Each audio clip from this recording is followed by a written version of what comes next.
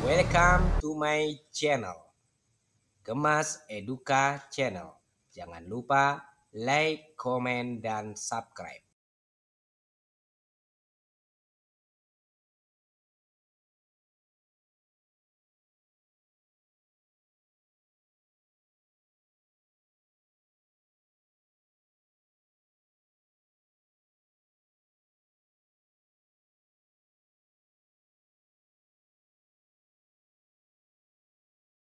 Bapak Kepala Sekolah SMP Tumaja yang terhormat Dewan Guru dan juga kesepuhan SMP 1 Tumaja.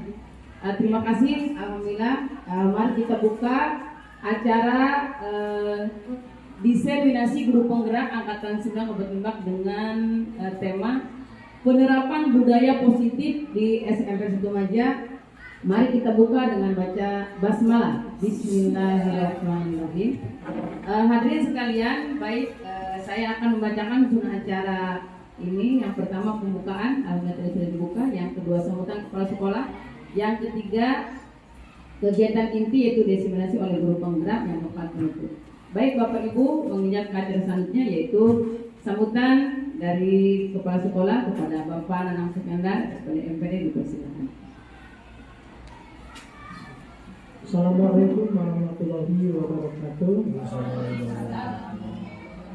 Salam sejahtera bagi kita semua. Alhamdulillah, alhamdulillahirobbilalamin. Amma ba'du. Yang terhormat khususnya para guru penggerak, yang terhormat para wali kepala sekolah, bapak dan ibu guru beserta staf tata usaha. Alhamdulillah pada hari ini dengan rangkaian yang begitu padat acara kita. Dan terakhir tadi penyampaian tentang kegiatan sekolah, informasi sekolah, dan sekarang mudah-mudahan anak kita bisa menjaga diri baik-baik, belajar mandiri sekarang di kelas. Merupakan kewajiban dari guru penggerak angkatan 9 ini diseminasikan apa-apa yang menjadi tugas dari guru penggerak, yaitu pertama itu penyampaian pembiasaan positif. Yang jelas kalau di sekolah kita mah pembiasaan itu sudah berjalan ya, tinggal melanjutkan, dan ini jadikan praktek baik bagi bapak ibu guru penggerak. Dan mudah-mudahan di angkatan 11 mudah-mudahan banyak yang lulus bapak dan ibu sekalian, karena itu program negara, program pemerintah ibu, apapun itu nanti itu diambil dari guru penggerak. Ya, kemarin juga penyampaian ingin jadi pengawas dari kepala sekolah penggerak tidak bisa, sebab bukan guru penggerak. Jadi apapun itu pilihan kita bapak dan ibu, apalagi yang masih lama, silahkan ikuti program guru penggerak yang telah dibuka di angkatan ke-11. Rupanya sambutan cukup sekian. Semoga Pak Irma dan Pak Deni dan Pak Irma sudah kemarin jadi motivasi bagi kita semua untuk pertama kelancaran karir pribadi bu, tetap bu di dunia akhirat kita, di akhirat ingin senang, di dunia ingin senang, betul kan? Jadi di dunia selamat, di akhirat apa lagi? Untuk itu kalau di dunia mau mengikuti aturan dunia, gitu ya. Nah, apalagi kita sudah memilih sebagai pendidik, dan di akhirat itu mangga bapak dan ibu guru itu berlomba-lomba untuk mencari keridhaan Allah Subhanahu Wa Taala sebagai bekal kita. Yang entah kapan, esok atau lusa, tinggal nunggu antrian. Itu saja dengan ucapan Bismillahirrahmanirrahim. Diseminasi guru penggerak angkatan 9 di SMP 1 Tumaja dengan resmi dibuka. Assalamualaikum warahmatullahi wabarakatuh. Waalaikumsalam warahmatullahi wabarakatuh. Bapak Ibu, selanjutnya kegiatan inti yaitu diseminasi guru penggerak angkatan ke-9 Kabupaten Lebak yang akan disampaikan oleh Bapak Erma Amadi. Kepadanya dipersilakan.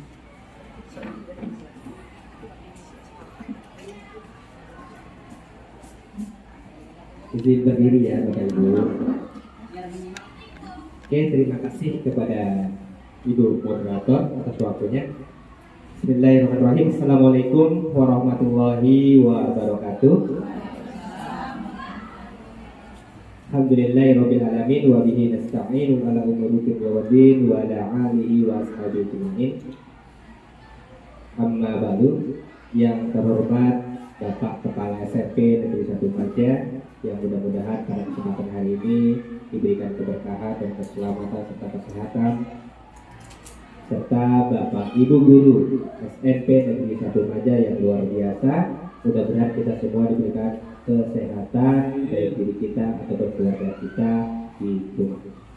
Oke Bapak Ibu, pada hari ini saya sebagai guru penggerak angkatan 9 pada modul 1.4 itu salah satu tugasnya yaitu membuat aksi nyata pemahaman budaya positif di sekolah.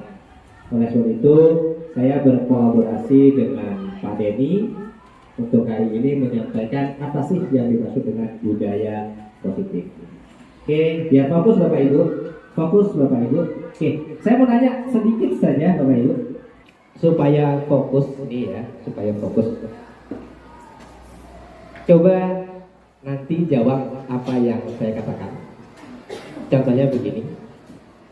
Nanti Bapak Ibu cukup menjawab ya, sebutkan nama dan yang Kak Ibu Bapak bawa itu sesuai dengan harapan saya, nanti saya ajak gitu ya.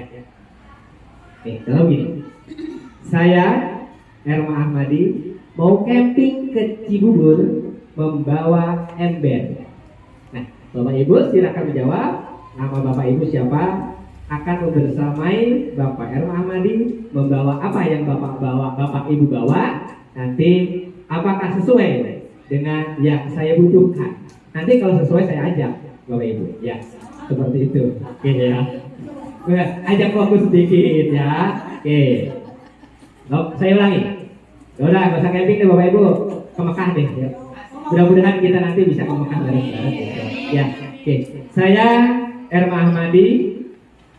Saya akan pergi ke Mekah membawa entok. Ya, silahkan Bapak Ibu, siapa yang siap? Gak apa-apa. Saya pengen bakar entok di sana, ayo. Kira-kira ayo Bapak Ibu. Ayo maka Pak Ujun.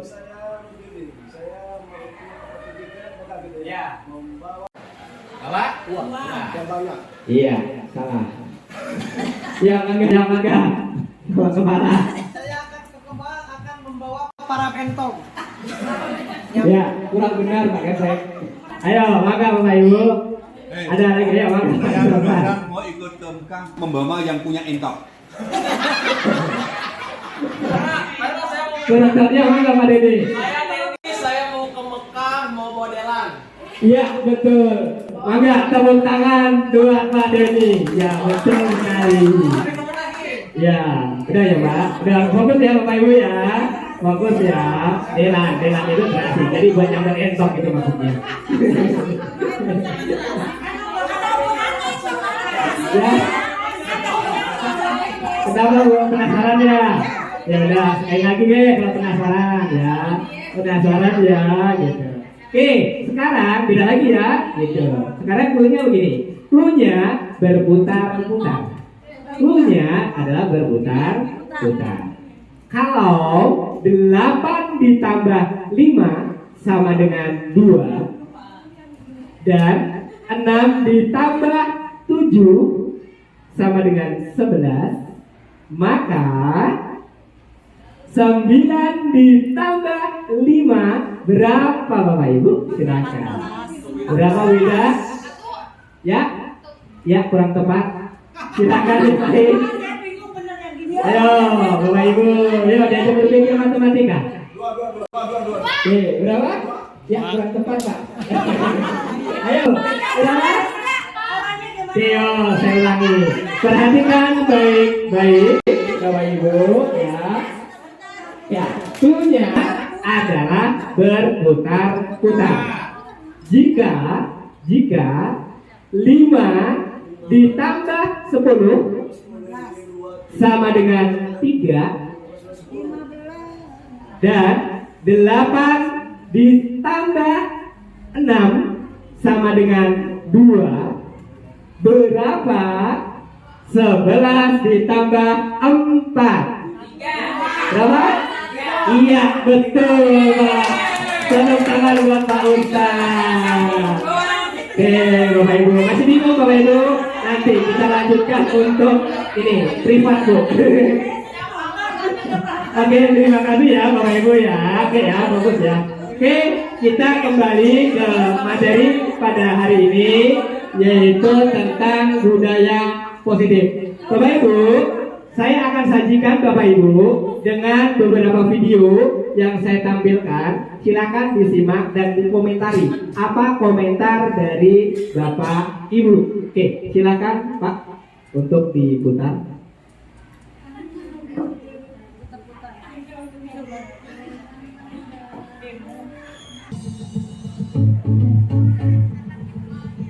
Beberapa video menakjubkan seperti ini mungkin pernah kalian lihat. Yap, mereka adalah anak-anak kecil di Jepang yang membungkuk ke arah pengendara. Mereka memberi hormat dan terima kasih karena telah diberi jalan untuk menyeberang.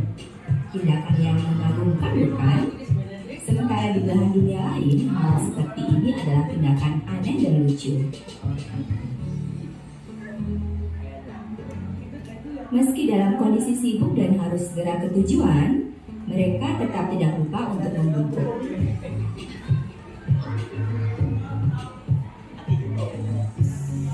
Tidak hanya itu, terhadap robot pun anak kecil di Jepang memberi hormat.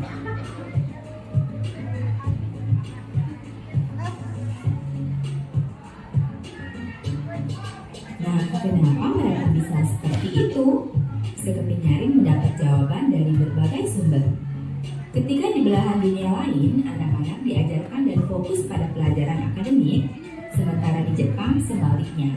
Keluarga dan sekolah dasar lebih fokus memberi pelajaran tata krama, nilai-nilai kebaikan, dan kedisiplinan. Dari sinilah pembangunan karakter itu dimulai. Mereka juga diajarkan untuk mandiri. Orang tua tidak pernah mengantar anak-anaknya ke sekolah. Berapapun umur mereka, mereka harus ke sekolah sendiri atau dengan teman-temannya. Anak-anak ini pergi ke sekolah dengan jalan kaki, naik sepeda, atau kendaraan umum seperti bus dan kereta. Mereka dilarang ke sekolah mengendarai mobil atau motor. Ini tentu saja melatih atas kerja keras dan sifat berhemat. Jam sekolah di Jepang dimulai pukul 8 pagi hingga 3 sore. Jika masuk sekolah lewat dari pukul 8, murid diminta berjanji untuk tidak mengulanginya kembali. Namun, janji tersebut akan berubah menjadi tindakan skorsing ketika mereka melakukan hal yang sama di kemudian hari.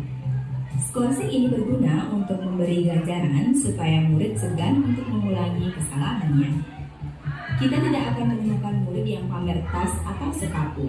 Semuanya dapat barang yang sama, tas, sepatu, dan seragam disediakan oleh sekolah.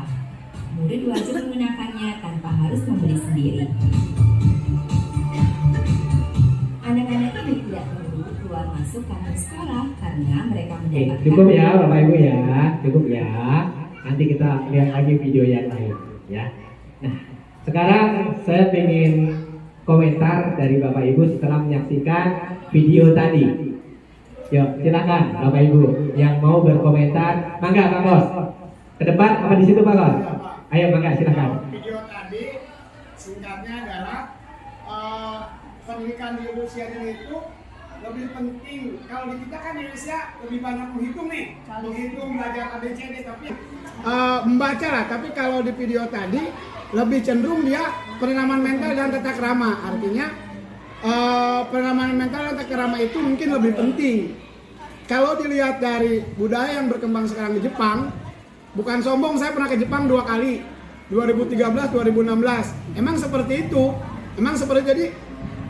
Saya pun pernah ikut seminar bahwa budaya usia dini itu lebih penting karena pembangunan karakternya dari awal.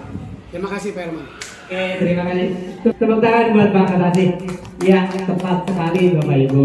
Bahwasanya budaya positif sejak dini itu yang harus diterapkan untuk anak-anak kita. Bahwa di Jepang itu lebih mengutamakan adab daripada ilmu. Jadi kalau ilmu itu bisa dilihat, tapi kalau penanaman adab itu dari kecil. Oleh sebab itu Bapak Ibu, kenapa tadi saya suruh menyaksikan video karena itu berkaitan dengan agenda atau materi hari ini, yaitu menyebarkan pemahaman dan penerapan pengalaman dari budaya positif. Next, Pak Den. Oke. Apa tujuan dari kegiatan ini, Bapak Ibu? Yang pertama, saya dan Pak Denny adalah sebagai guru penggerak, yaitu untuk memenuhi tugas guru penggerak dalam aksi nyata modul 1.4. Jadi kalau guru penggerak itu ada 3 modul, Bapak Ibu. Tapi dari 3 modul itu ada 1.1, 1.2 dan seterusnya. Jadi ini baru 1 modul, alhamdulillah selesai.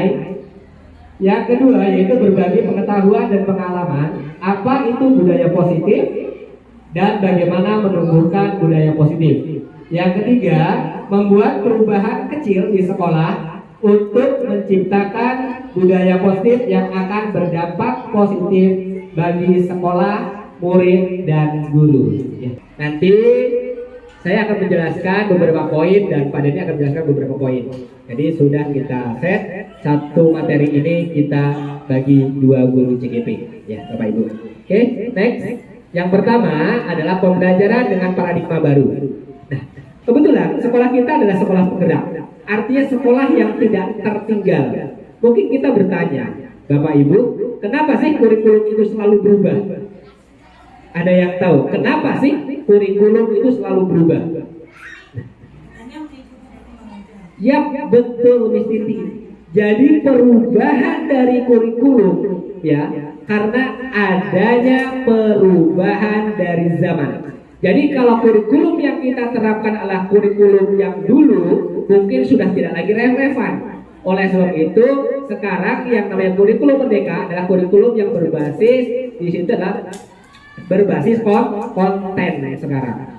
Tidak lagi seperti dulu. Kalau dulu mungkin zamannya saya masih menghafal di depan kelas ya, gitu, disaksikan oleh guru. Sekarang sudah tidak relevan lagi memang, dan itu memang harus kita rubah. Oke, pembelajaran dengan paradigma baru merupakan pembelajaran yang dirancang berdasarkan prinsip pembelajaran berdiferensiasi. Mungkin Bapak Ibu sudah pernah dengar, apalagi yang kemarin ada Bu Neni ya, guru PKN. Itu pembelajaran berdiferensiasi. Ada 3 ya Bu ya, berdiferensiasi ya, gitu. Ada yang berbasis proyek, ada berbasis proses, dan satu lagi adalah berbasis produk. Iya ya, Bapak Ibu ya. Jadi itu saya malah belum Bapak Ibu, baru masuk ini modul 2, yaitu tentang budaya pembelajaran berdiferensiasi. Oke, sesuai dengan kebutuhannya berdasarkan tahap perkembangan sesuai teori psikologi modern untuk mewujudkan profil pelajar Pancasila.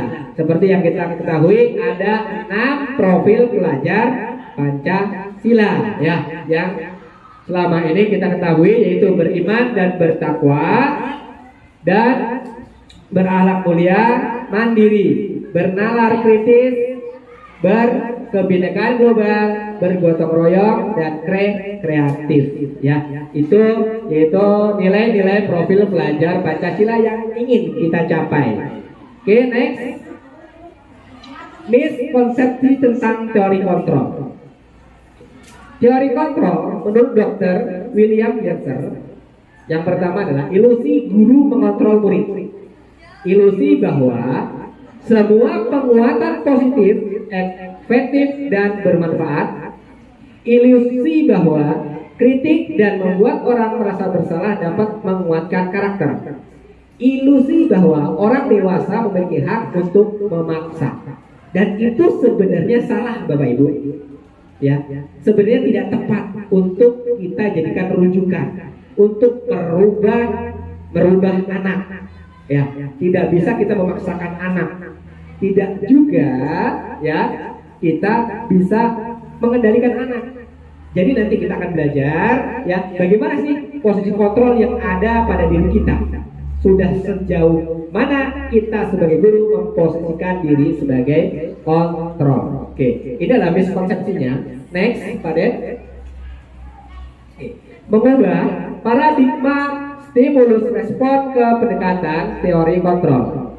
Stimulus respon yaitu realistis, kebutuhan kita sama. Ternyata Tidak, ya.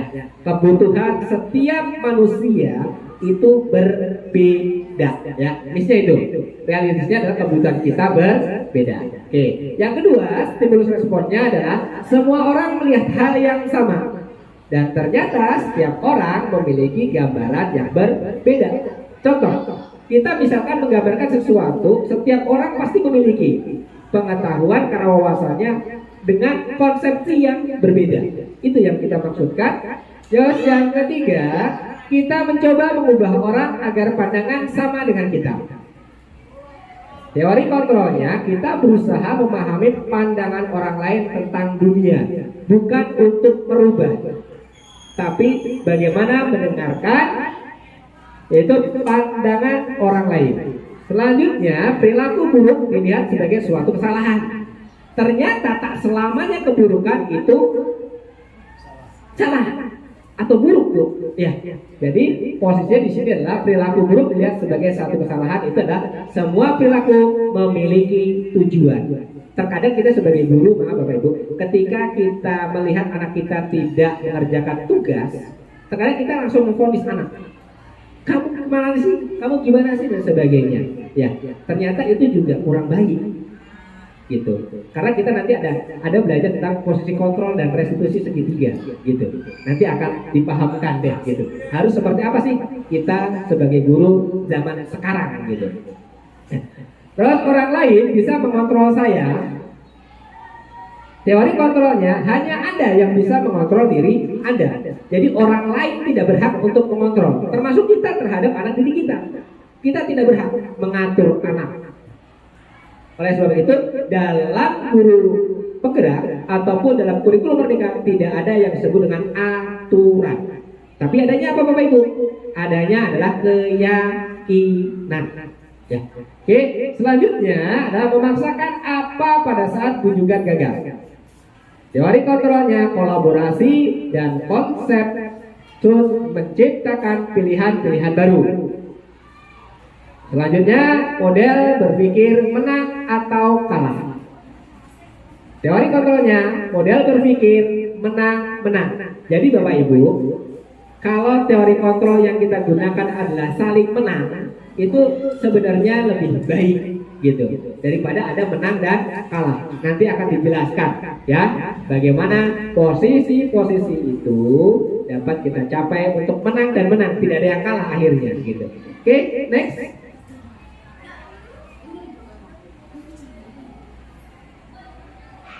Disiplin positif. Nah, sering kita dengar ya Bapak Ibu ya, disiplin karena kurang disiplin. Jadi kalau lagi upacara kita biasanya selalu menggalakkan kedisiplinan, yaitu pudis ya, kurang disiplin. Oke, disiplin berasal dari kata disiplina yang artinya adalah belajar. Jadi kata disiplin adalah belajar. Disiplin mengacu pada disiplin diri yang memiliki tanggung jawab terhadap apa yang dilakukannya berdasarkan nilai-nilai yang diyakini. Disiplin positif merupakan salah satu cara penerapan disiplin yang bertujuan untuk menumbuhkan kesadaran serta memberdayakan peserta didik tanpa imbalan penghargaan atau reward, ancaman atau hukuman. Nah, sebagai pendidik atau sebagai guru, kita adalah menciptakan peserta didik yang memiliki disiplin diri sehingga mereka berperilaku mengacu kepada nilai-nilai kebajikan universal dan memiliki motivasi intrinsik dalam perubahan perilaku ke arah yang lebih baik. Jadi tugas kita adalah menuntun. Jadi apalagi sekarang lagi viral ya Bapak Ibu ya, bahwasanya guru yang nyuruh anak sholat saja bisa dipenjara. Karena apa? Karena itu sebenarnya satu kekurangannya, yaitu kurang membudayakan budaya positif sejak awal, gitu. Baik itu di rumah ataupun di sekolah, sehingga anak itu bisa berbuat sesuatu, gitu. Oke, lanjut next. Nilai-nilai kebajikan. Nah, nilai yang disepakati bersama, lepas dari suku bangsa, agama, bahasa maupun latar belakangnya, ya.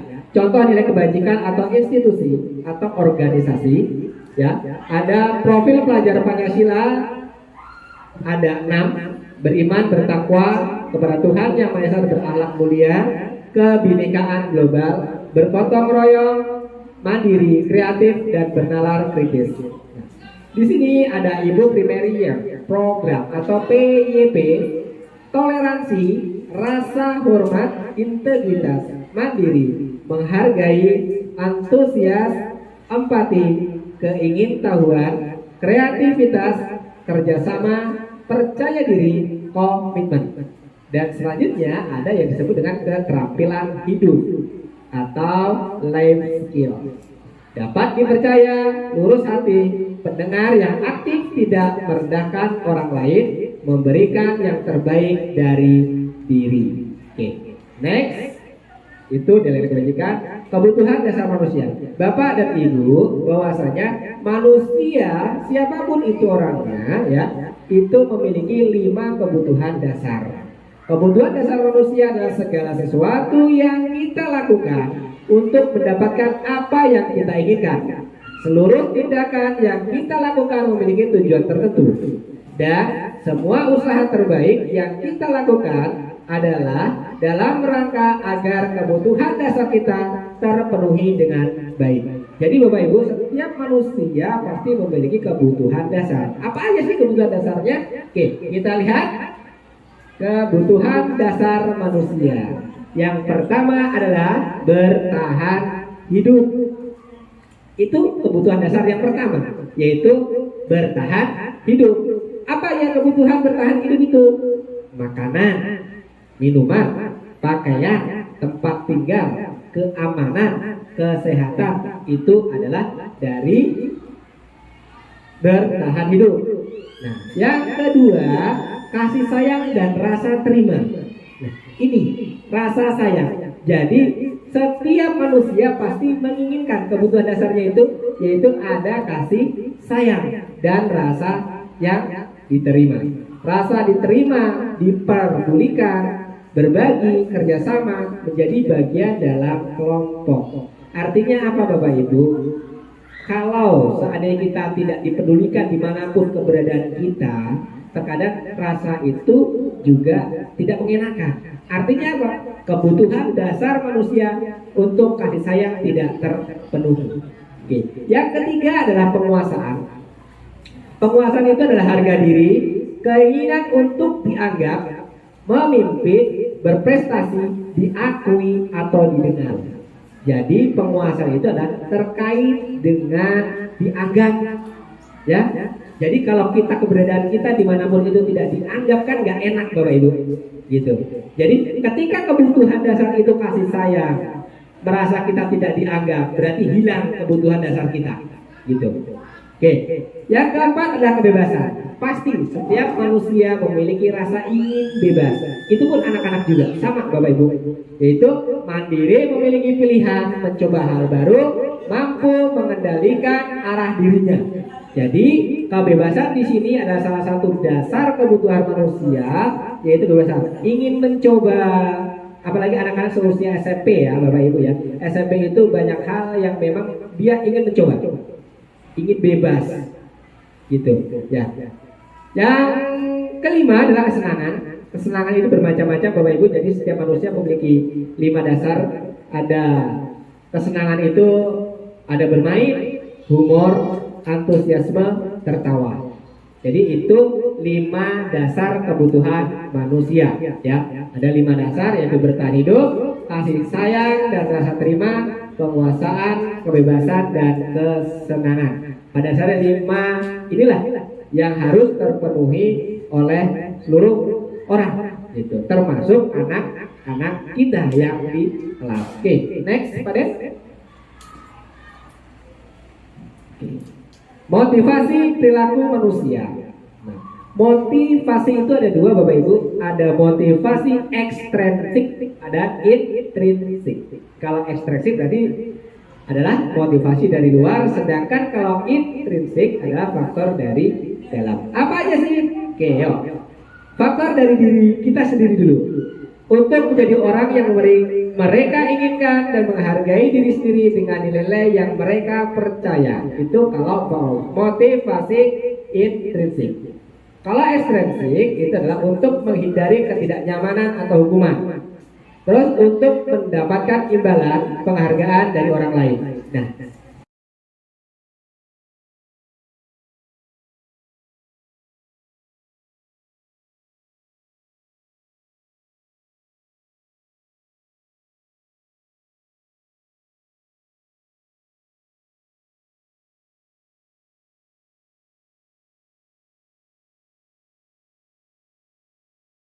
Nah, terkadang Bapak Ibu, kita pasti menggunakan ini. Ada faktor ekstrinsi.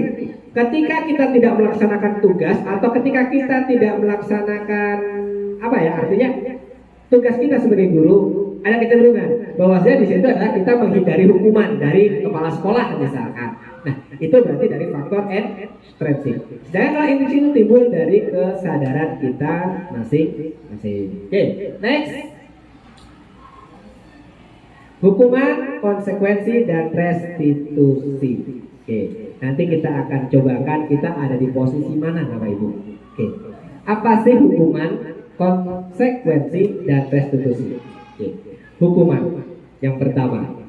Hukuman adalah tidak terencana, tiba-tiba.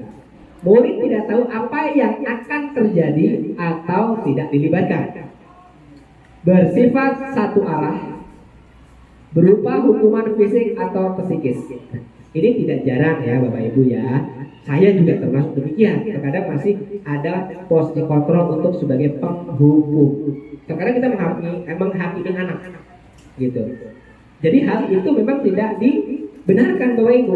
Bahwasanya kalau kita menghukum itu banyak hal yang memang merugikan si anak, terutama, gitu. Kenapa? Di situ yang pertama kali adalah psikisnya, sudah pasti. Jadi bukannya anak itu akan berkembang atau berubah, malah dia ada menjadi anak yang pendam nantinya. Ketika anak kita marahin, kamu nggak bisa ngerjain PR begini sebagainya, gitu. Ketika kita marah terhadap anak, justru anak itu bukan malah nurut. Pasti Bapak Ibu bisa lihat. Ketika anak itu semakin kita hukum, semakin bandung atau semakin lebih parah. Kenapa? Karena dia malah merasa punya dendam terhadap kita, gitu ya. Terus yang kedua adalah konsekuensi. Kalau konsekuensi lebih terencana Bapak Ibu. Kalau hukuman tidak terencana, tapi kalau konsekuensi terencana atau disepakati sesuai peraturan. 2, murid tetap dibuat tidak nyaman. 3, sikap guru selalu memonitor murid. Ya, artinya apa? Yang selama ini tumbuh dan berkembang di lingkungan kita, yaitu segala gerak anak dibatasi oleh aturan kelas, aturan sekolah, dan sebagainya. Ya, Bapak Ibu. Jadi itu adalah aturan. Yang terakhir adalah restitusi. Ini yang tepat, yang harus kita ciptakan untuk menjadi budaya positif. Nah, apalagi sekolah kita tadi seperti kepala sekolah bilang, kita adalah sebagai sekolah eksklusif. Nah, hal ini yang harus kita inklusif. Oke. Inklusif artinya ini yang harus kita kembangkan, bagaimana kita menciptakan pembelajaran yang positif atau menciptakan budaya positif di sekolah. Restitusi, apa sih itu restitusi? Restitusi itu adalah proses menciptakan kondisi bagi murid untuk memperbaiki kesalahan. Proses kolaboratif yang mengajarkan murid untuk mencari solusi sendiri. Jadi Bapak Ibu, kita sebagai guru hanya mengarahkan tanpa harus memaksakan solusinya. Anak pasti tahu jalan keluar sebenarnya Bapak Ibu. Justru di sinilah pentingnya restitusi.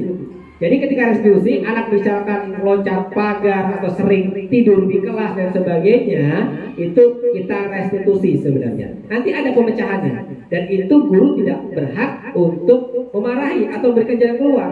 Dia akan tahu Bapak Ibu. Kalau kita tuntun dengan baik, karena ada langkah-langkah restitusi yang harus kita lakukan agar anak itu sadar. Jadi kalau timbul dari diri kita tanpa paksaan, itu biasanya akan berefeknya dalam berkepanjangan, akan menyadarkan siswa seperti itu. Ya, oke, next.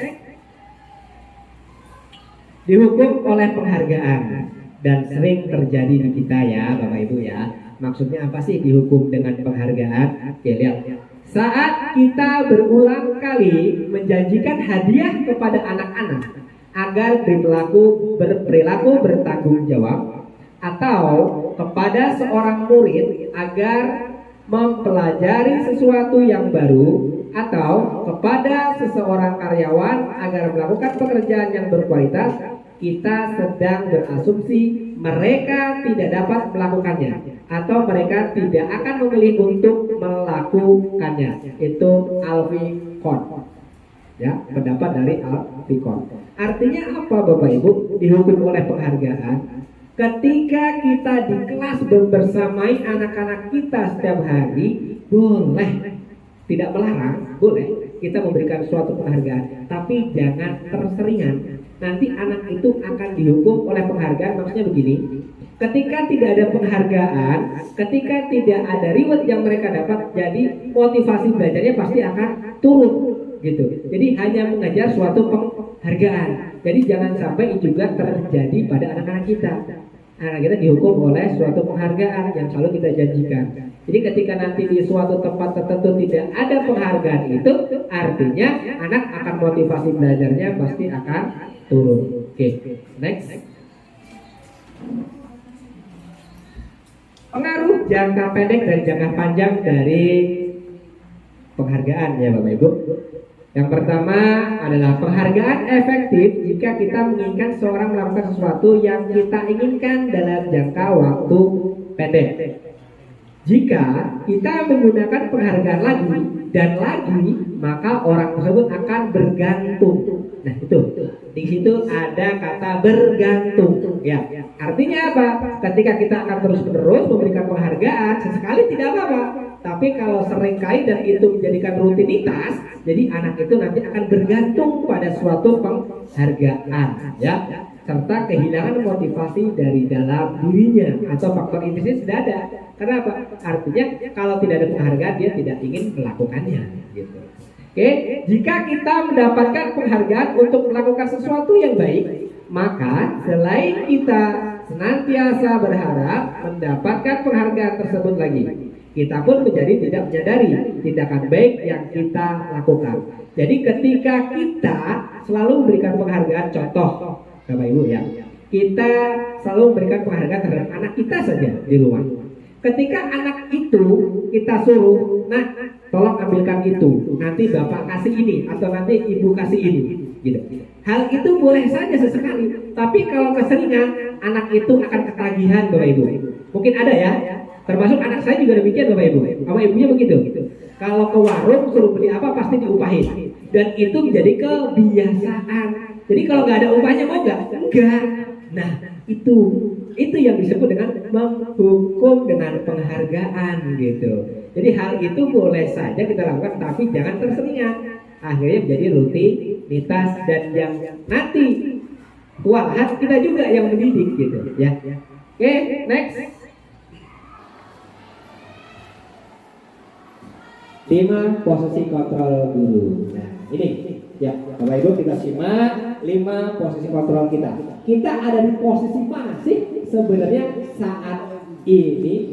Kontrol ya kalau gitu. Jangan kepleset sedikit. Oke. Oke, 5 posisi kontrol guru. Yang pertama adalah pendukung hukum. Tak jarang kita masih menggunakan itu ya, sadar tidak sadar ya, kita masih menggunakan posisi kontrol hukum. Dan itu pun mungkin saya juga sama Bapak Ibu. Kadang rasa apa ya, rasa gemes tuh ada ketika anak itu memang tidak mengerjakan PR dan sebagainya. Kadang sampai maaf ya, kadang suruh nyanyi di depan, kadang kita suruh berdiri di depan kelas dan sebagainya ya. Itu posisi kontrol hukum. Nah, bagaimana? Yaitu yang pertama dengan suara yang tinggi, bahasa tubuh, mata melotot, dan jari menunjuk-nunjuk menghardik. Ya, itu posisi kontrol hukum. Dan alhamdulillah Bu Nani enggak ya Bu Nani ya? Bu Nani masih pager. Alhamdulillah. Bu Nani tidak sebagai guru hukum, tapi guru yang disayangi anak. Saya percaya itu. Ya, oke, itu posisi penghukum. Dan mungkin sebagian dari kita juga pernah memposisikan diri kita sebagai teman kepada anak didik kita. Benar nggak Bapak Ibu? Pernah kita menganggap anak itu teman gitu. Jadi artinya apa? Nada suaranya mungkin kita ramah, atrak terhadap anak, bercanda, bahasa tubuh, merapat pada murid, mata, dan senyum, dan sebagainya. Jadi kita lebih dekat, artinya menganggap si anak itu adalah teman kita, gitu. Itu posisi itu. Dan tidak sering kita kadang menanya ke anak, hal yang kamu lakukan salah nggak sih? Gitu. Ya Bapak Ibu ya. Mungkin ke anak kita juga demikian. Saya juga sering ke anak saya begitu. Ketika kamu melakukan ini, menurut kamu salah nggak? Gitu. Artinya itu membuat anak itu merasa bersalah, gitu. Apa yang dilakukan anak? Terkadang dia cerita, tapi pasti ada alasannya. Seperti tadi saya katakan, kebutuhan dasarnya tidak terpenuhi. Tinggal kita lihat kebutuhan dasar yang mana yang tidak terpenuhi sehingga anak itu berbuat yang tidak kita inginkan, gitu. Oke. Ada membuat rasa bersalah. Dengan ciri-cirinya adalah biasanya nada suaranya melemah, halus, atau sedih, bahasa tubuh merapat pada anak, lesu. Artinya apa? Membuat rasa bersalah ini terkadang membuat anak itu tidak berkutik di depan kita, Bapak Ibu. Jadi ketika kita anak itu melakukan kesalahan, terkadang kita hakimi tuh anak itu. Jadi anak itu merungkut begitu dah, gitu. Jadi merasa bersalah, gitu. Apa yang sudah dia lakukan. Selanjutnya ada pemantau. Pemantau nada suara datar, bahasa tubuh yang formal. Jadi artinya kalau pemantau itu kita sebagai guru hanya sekedar memantau keadaan anak, gitu. Tahu ya, memantau artinya tidak menghakimi, juga tidak menjadikan anak itu membuat rasa bersalah, tapi hanya memantau saja. Dan yang terakhir adalah manajer. Apa manajer? Manajer itu nada suara tulus, bahasa tubuh tidak kaku, mendekat ke murid. Oke. Nanti kita akan jelaskan apa-apa aja sih ini maksudnya, gitu, Bapak Ibu. Oke, next. Contoh penerapan 5 posisi kontrol guru. Kasus 1. Siswa tidak memakai atribut lengkap saat upacara bendera. Ini yang sering terjadi di kita, ya. Setiap hari Senin itu saya membariskan Bapak Ibu, ya, ketika anak-anak tidak memakai atribut sesuai dengan keyakinan kita, gitu. Oke. Hormat pada bendera selama 1 jam. Itu ciri-ciri sebagai apa, Bapak Ibu? Bisa ya? Itu sebagai penghukum. Jadi itu posisi guru sebagai penghukum. Yang kedua, berapa kali ibu atau bapak harus memberitahu kamu? Kamu selalu saja mengecewakan ibu atau bapak guru. Nah, itu artinya membuat anak itu tidak berkutik. Kenapa? Karena merasa bersalah ketika kita melakukan hal itu. Anak itu adalah pembuat rasa bersalah. Oke, next.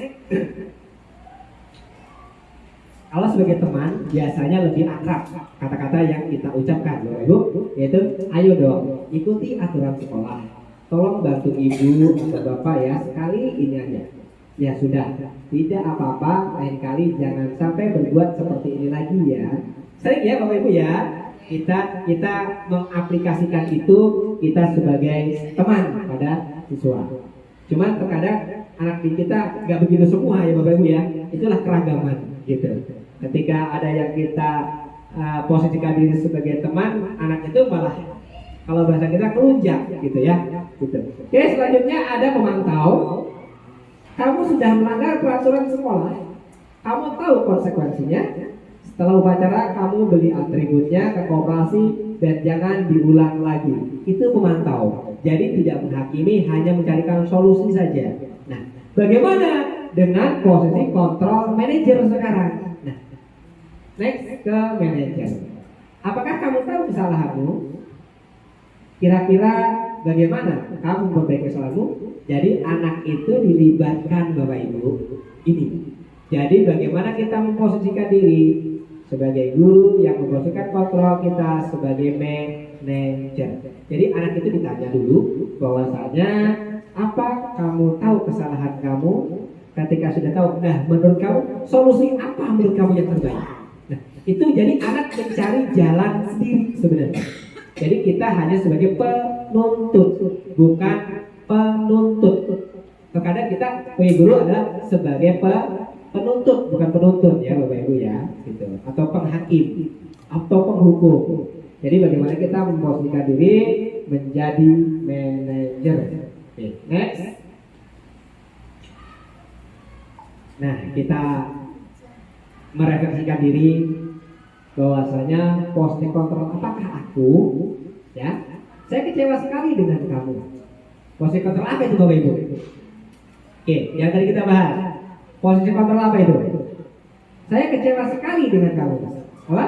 Membuat rasa bersalah. Ketika ada kata-kata saya kecewa dengan kamu, jadi anak itu sudah pasti merasa bersalah. Oke, next.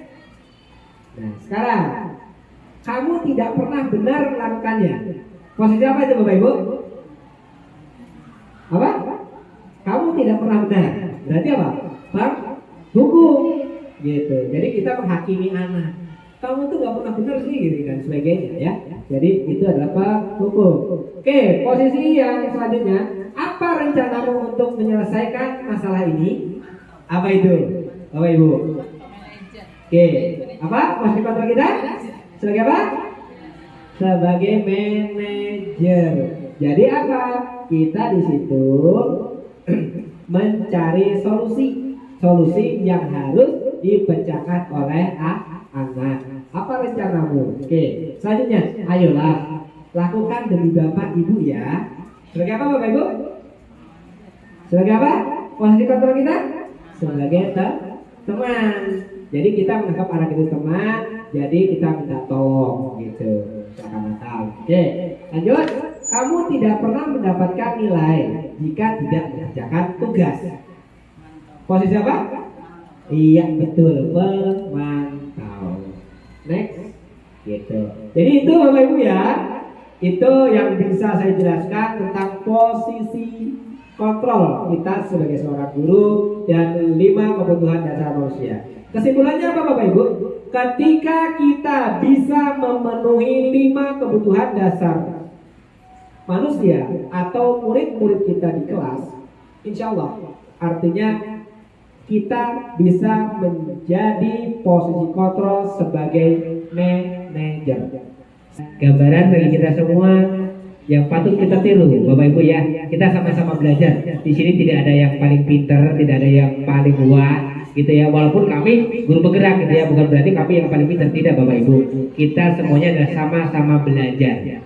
Oke, mungkin dari Bapak Ibu ada hal-hal yang ingin ditanyakan atau menanggapi, mangga silakan. Dari Bu Nur Hayati, silakan. Baik, terima kasih. Assalamualaikum warahmatullahi wabarakatuh. Waalaikumsalam. Saya sendiri secara pribadi mengapresiasi desiminasi guru penggerak luar biasa, hebat, luar biasa. Dan ilmunya mudah-mudahan kami juga terima, kita praktekkan. Dan secara pribadi saya juga tadi yang selain segitiga restitusi daripada ini itu luar biasa. Ternyata gitu kita jamu dengan PRMA, jadi janganlah menjadi guru penghukum gitu. Jadi kita harus cari akar permasalahannya. Terus yang tadi Pak Haidar itu kan di sini di kompleks masalah anak itu ya. Ternyata kita tuh harus bisa memposisikan sebagai manajer, harus gimana memiliki manajer? Gimana kita memposisikan guru sebagai teman gitu kan? Nah, tadi saya juga secara pribadi mungkin penghukum juga mungkin sering gitu, tapi sekarang oh gitu ya, apalagi tadi yang segitiga diskusinya kita harus mengadakan dialog ya, supaya siswa itu ketika ada masalah kita kan dialog aja langsung, kita menjustice anak to the point gitu kan. Ternyata ketika dialog itu tiga dialog itu kan dengan orang tua, dengan guru secara face-to-face gitu ya. Ternyata ada solusinya luar biasa gitu ya. Jadi itu luar biasa lah intinya. Terima kasih semua bermanfaat. Terima kasih kepada Ibu Nur Hayati. Saya tanggapi dengan mantap. Masya Allah, tabarakallah. Baik, selanjutnya Bapak Ibu, maka Bu aja. Kami butuh masukannya dari sebetulnya Bapak Ibu guru penggerak kita guru yang ditambah pendidikan inklusif dan sebetulnya Pak. Enggak?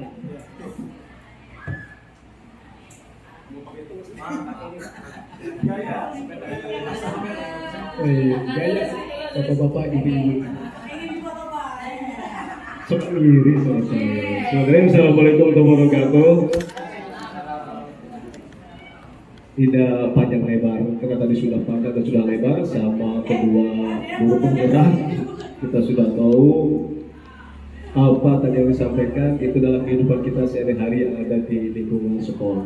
Cuma memang jujur, kalau untuk guru kayaknya di skenario kita oleh pemerintah, guru tidak boleh begini, ini harusnya begini. Tapi kan itu secara teori, skenario. Tapi kenyataan kan kita terkadang responsif ya. Ada juga yang spontanitas ketika anak itu membuat ulang kita sebagai langsung ya diakui sama Pak Denny itu manusia lumrah manusiawi. Kenapa kamu? Itu kalau guru dibikin skenario tidak boleh begitu kalau guru, tapi siswanya gimana? Dibikin skenario nggak siswanya harus baik, tidak boleh begini, tidak boleh gitu, tapi kan itu bisa terkadang kita di lapangan. Ya, ketika sesaat kita berhadapan dengan anak melakukan seperti itu, nah itulah yang terjadi dengan diri kita. Yang kita manusia bukan malaikat, terkadang langsung terpancing emosi. Dan saya sendiri di sini insya Allah akan mengurangi dan mencoba untuk mengurangi. Tidak mau saya juga ke anak-anak masuk, nggak mau. Makanya kayak kemarin kasus juga anak, ketika anak itu saya lihatin, waktu ngaji dia lempar-lempar aja, emosi mah ada emosi. Kalau disamperin saya cewek, tapi kalau usah biarin aja. Akhirnya saya panggil ke atas panggung, kenapa kamu begitu? Saya tanya, kenapa kamu begitu? Kan nggak boleh, jangan bilang nggak jawab dengan baik. Bapak hanya nanya saja. Terus itu mungkin diskusi kali ya. Terus kamu salah nggak kayak begitu? Iya salah. Ya kalau salah jangan diulang lagi kayak begitu. Tapi kamu tadi tangannya iseng suka lempar-lempar. Kalau kamu sekarang di sini dibangun kamu diam, malah kamu jadi patung, tidak bergerak, diam dia. Saya kesana aja harinya sekarang. Terus saya masukin, saya kasih sugesti seperti yang dulu kemarin anak-anak itu saya tidurkan terus saya kasih sugesti. Kamu tuh anak baik, kamu tuh anak hebat sebetulnya mah, ya. Kamu bisa begini ya. Iya. Sini sedikit ya itulah supaya dia kalau diberi sugesti seperti itu merasa dia juga anak hebat, anak baik. Gitu. Padahal tidak baik, gitu. Tapi ke depan insya Allah kan baik seperti itu. Ya gitu cuma itu doang sih. Kadang-kadang kalau guru di skenario oleh pemerintah itu tidak boleh kayak tadi gitu marah-marah, hukum segala macam. Kalau kenyataannya kan nggak bisa begitu ternyata di lapangan beda ya dengan di lapangan. Cuma kalau anak yang baik-baik semua kita akan berjiwa seperti Bumi semua, yakin saya. Yakin dengan jiwa kita akan seperti Bumi semua kalau anaknya baik-baik semua. Tidak akan kita maaf ya berani ya nggak mungkin ya berani lama. Seperti saya nggak mungkin seperti saya. Karena saya suka marah-marah. Lalu sekarang saya akan mencoba untuk karena malu dengan ya itu tadilah guru penggerak. Tidak boleh kita seperti itu, ya. Itu aja kita berbagi. Tapi ini, kalau menurut saya ketika kita menghukum anak, segera anak itu dirangkul. Jangan sudah menghukum kita diam aja. Tidak bertanya, tidak minta maaf. Kita jangan sampai tidak ada kata gengsi sehingga minta maaf sama anak. Jangan. Kalau kita salah, minta maaf, nggak ada masalah. Itu juga alasannya tadi untuk merangkul anak sebetulnya, ya. Saya juga sama seperti itu. Kalau saya mau kemana, saya marah. Kalau saya serius. Tapi mau bicara anak, saya bercanda sama anak-anak. Ya lebih daripada anak kecil saya bercanda dengan anak-anak. Gitu kan? Anak-anak sudah tahu karakter saya seperti apa. Tapi waktu serius saya nggak mau dibuat main-main. Itu serius. Harus benar-benar, tapi waktu bercanda saya bercanda boleh apa-apa. Gitu, jadi setelah selesai kita marahin, rangkul anak-anak, tanya lagi, kenapa sih kamu tadi kayak begitu? Nanti dia akan menceritakan seperti itu Pak Denny, seperti itu. Ya, karena saya juga sudah beberapa kali, ya dari dulu lah, anak ini. Memang kebanyakan anak yang bandel itu kita harus maklumi ya. Satu karakter, kedua memang terkadang berkenhum di rumahnya. Kita juga harus tahu karakter anak, kenapa begini sih, ada apa sih semua mereka gitu. Jangan langsung menjudge dan hukum, kita harus lihat dulu ya lingkungannya, keadaannya gitu. Biasanya itu dari rumah dibawa ke sekolah itu. Terkadang kita juga di sekolah karena sudah capek, kesel, ada yang bermasalah, langsung aja marah, bantu karena kita belum bertanya belum apa sama anak gitu. Seperti apa, gimana di sana, ada apa gitu, langsung kita minta seperti itu. Itu aja ya, cuma itu tadi ingin kita bukan hanya guru saja di skenario untuk hebat, untuk baik. Anak juga kan kalau mungkin sekelasnya hanya 5 orang, 10 orang, saya yakin kita akan bisa baik dengan anak ya. Tidak akan seperti yang sekarang kita rasakan marah, ada apa kita marah. Sama gitu. Kita aja mungkin ya. Tambahan aja, masukan aja buat semua pribadi saya pribadi. Khususnya. Baik saja, terima kasih. Assalamualaikum warahmatullahi wabarakatuh. Terima kasih, tepuk tangan untuk Pak Ojun.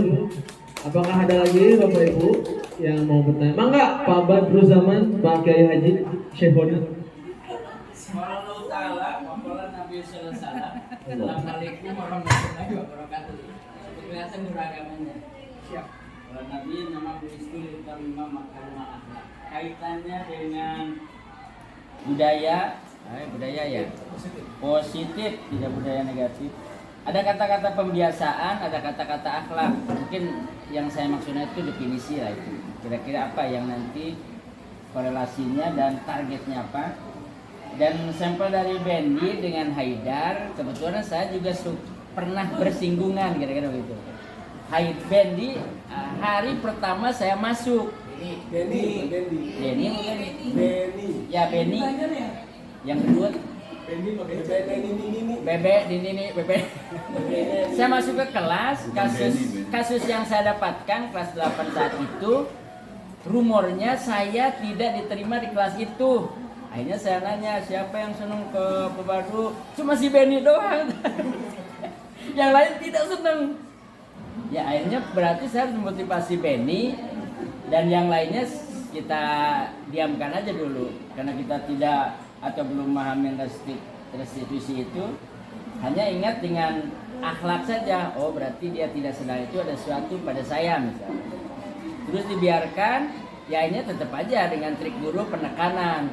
Kalau minta senang berarti nggak dapat nilai. Ya akhirnya hampir 100% lah, tinggal beberapa orang yang tidak senang. Nah, kaitannya dengan Bendi itu, tadi kata Pak Jun tuh, ini muridnya itu kan berkelas ya. Ada kelas Bendi begitu kan karakternya. Ada saya melihatnya sekarang itu karena trennya dekat dengan Dinar kan seperti itu. Nah, dan sebagainya. Apakah di kelas kita itu ditandai Munina Sapi mah dikeluhan dengan Dinarma misalnya A dan orang-orang siapa yang A, yang bukan yang diferensiasi itu kan hanya dalam metodenya, bukan dari akhlaknya kan. Kalau diferensi kan dari nanti penayangan konten ini, kalau ke akhlak itu apakah kelas A siapa yang kategorinya Dinar atau A klasifikasinya, yang B siapa misalnya siapa gitu, yang C itu misalnya Bendi Haidar kayaknya banyak problem gitu. Nah berarti satu untuk memudahkan BK dan wali kelas kan di situ. Terus bagi guru agama juga suka tersinggung dengan kata-kata siapa sih yang bertanggung jawab. Ini kaitannya dengan guru agama itu.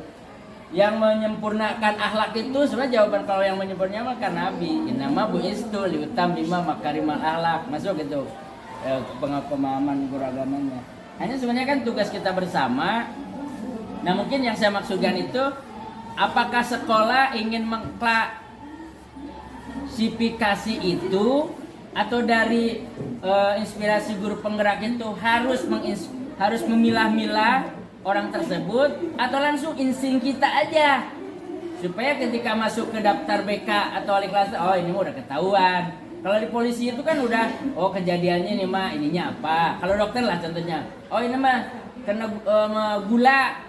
Masa gula, penanganannya non gula. Oh ini mah sesak napas masa dikasih aspirin misalnya. Yang saya maksudkan itu aksi nyata dari guru penggerak dan kita, apakah perlu seperti itu? Klasifikasi. Jadi ada istilah mundina dokter mah ada si diagnosanya terlet salah satu, ini terlet satu gitu ya. Dan nanti tinggal klasifikasinya mau apa gitu.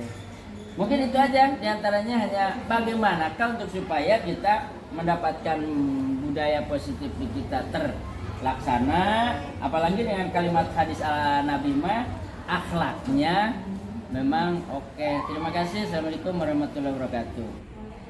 Waalaikumsalam warahmatullahi wabarakatuh. Terima kasih kepada Bapak Ustadz Garudzaman yang telah memberikan tanggapan sekaligus dengan beberapa pertanyaan. Jadi Bapak Ibu yang saya hormati, tanggung jawab terhadap anak di kita itu nanti tanggung jawab kita semua. Baik itu mungkin bukan hanya guru agama saja ya tapi seluruh guru apapun itu ya, termasuk guru matematika yang tidak belajar tentang etika sebenarnya ya.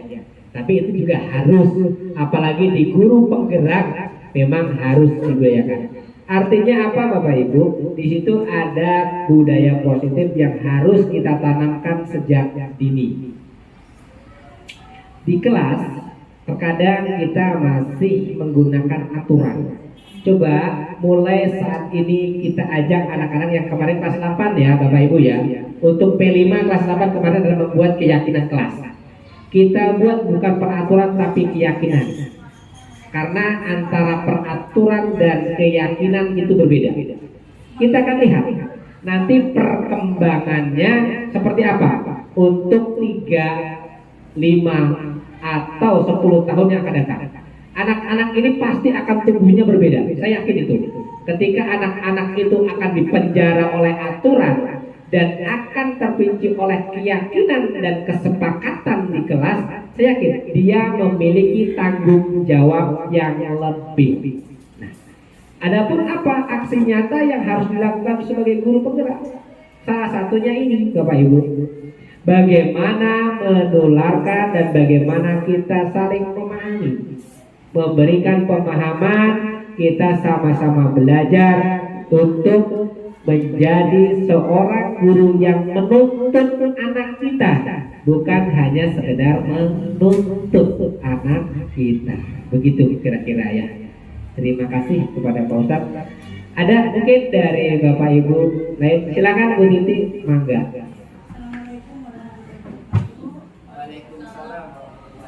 Saya sangat terkesan dengan video tentang adab yang di Jepang tadi ya. Coba seandainya anak-anak kita mempunyai disiplin sebagus yang ada di video tadi. Kalau boleh saya bandingkan adab anak sekarang dan anak zaman dahulu, maaf ya anak-anak sekarang, kayaknya anak-anak zaman dahulu lebih mempunyai sopan santun dan lebih beradab.